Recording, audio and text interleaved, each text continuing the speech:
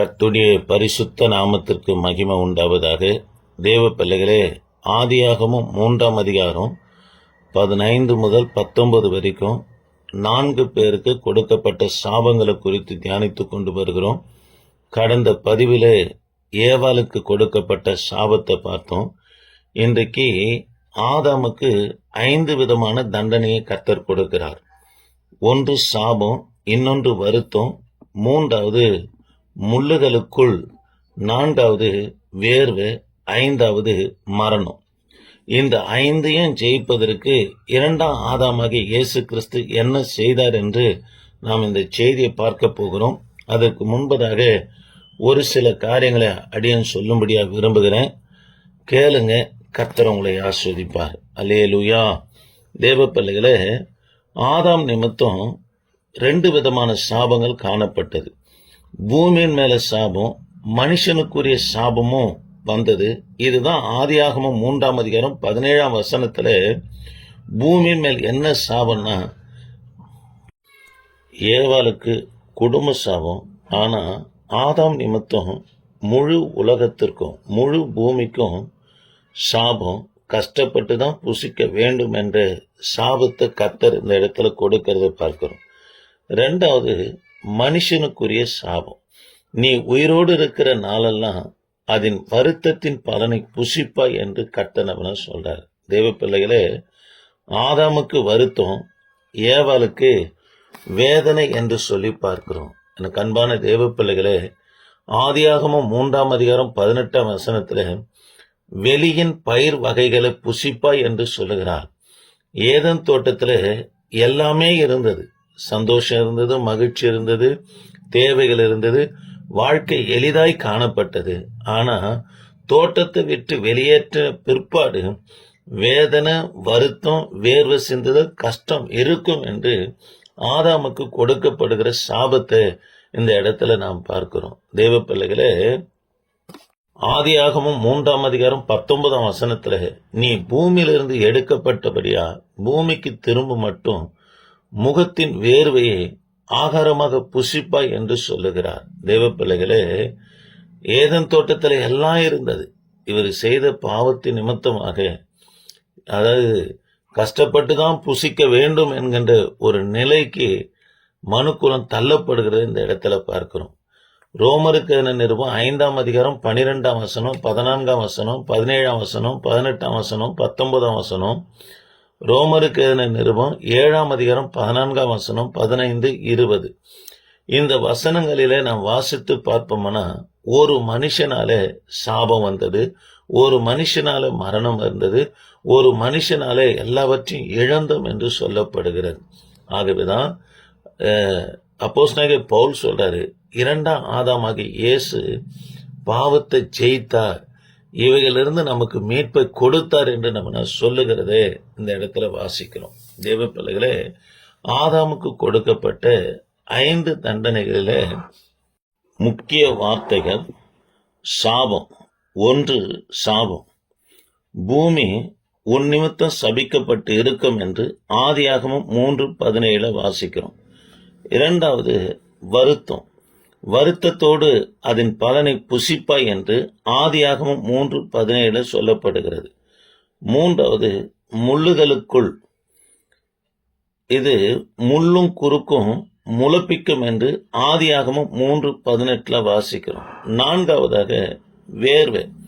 உன் முகத்தின் வேர்வினால் ஆகாரம் புசிப்பாய் என்று ஆதியாகமம் 3:19 வாசிக்கிறோம். மரணம்.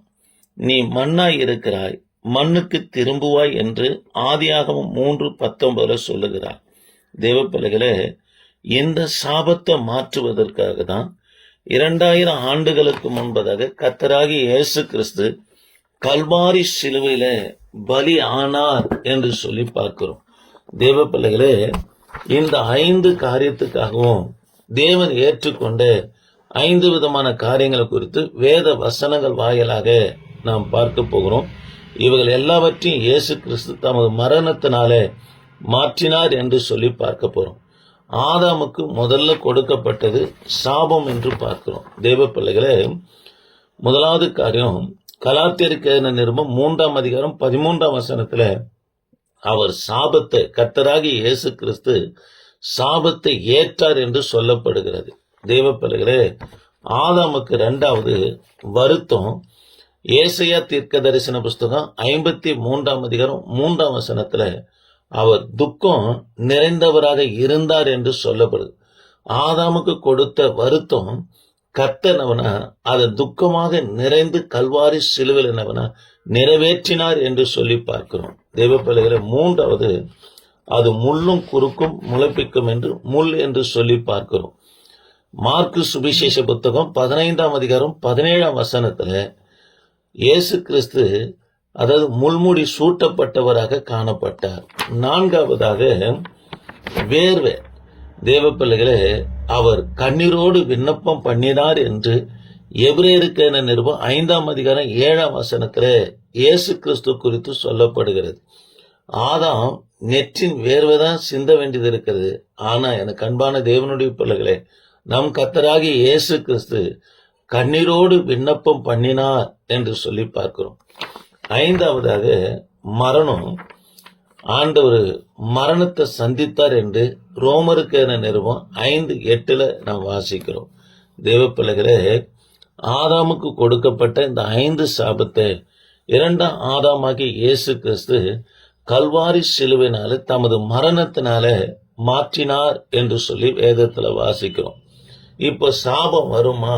உண்மையாலுமே வரும். எப்படி வரும் என்று சொன்னா, கர்த்தரை அறிகிற அறிவு அடைந்த பிற்பாடும், சத்தியம் என்னதென்று தெரிந்த பிற்பாடும் துணிகரமாய் ஒரு மனுஷன் உபச்சாரமோ வேசித்தனமோ களவோ திருட்டோ செய்வார்களானா, தேவ பிள்ளைகளை, அது அவர்களுக்கு கர்த்தர் சம்பாதித்து வைத்த ஆசீர்வாதம் அவங்களுக்கு என்னவாய் காணப்படும்னா சாபமாக காணப்படும். யாத்திராமத்துல சொல்லப்படுகிறது, 3ஆம் 4ஆம் தலைமுறை மட்டும் கர்த்தர் அவனை விசாரிப்பாராம். அதே மனம் திரும்பும் போது 1000 தலைமுறை மட்டும் கர்த்தர் இரக்கம் செய்கிறார் என்று சொல்லி பார்க்கிறோம். ஆக இந்த வார்த்தையை கேட்கிற என் கண்பான கர்த்தருடைய பிள்ளைகளை, ஆதி மனுஷனாகிய ஆதாம் பாவம் செய்தான். 2ஆம் ஆதாமாகிய இயேசு கிறிஸ்து இவைகள் எல்லாவற்றிலிருந்து நம்மளை விடுவித்து வைத்திருக்கிறார். ஆகவே நம்ம கொடுக்கப்பட்ட ரட்சிப்பு எபிரேயர் 12:4 பெரிதென்று வாசிக்கிறோம். இந்த பெரிதான இந்த ரட்சிப்பை நாம் காத்துக்கொண்டு தேவனுடைய ஊழியத்தை செய்வோமானா, அப்போஸ்தலனாகிய பவுல் சொல்லுகிறது போல, விசுவாசத்தை நல்ல போராட்டத்தை போராடினேன், ஓட்டத்தை முடித்தேன், விசுவாசத்தை காத்துக்கொண்டேன் என்று சொல்லுகிறார். ரட்சிப்போடு இருந்து ஊழியம் செய்யணும், ரட்சிப்போடு இருந்து வேதத்தை பிரசங்கிக்கணும், ரட்சிப்புல இருந்துதான் கர்த்தரை ஆராதிக்கணும், ரட்சிப்புல இருந்துதான் தானம் தர்மங்கள் செய்யும் போது கர்த்தர் அதை அங்கீகரிக்கிறார். ஜெபிப்போம்.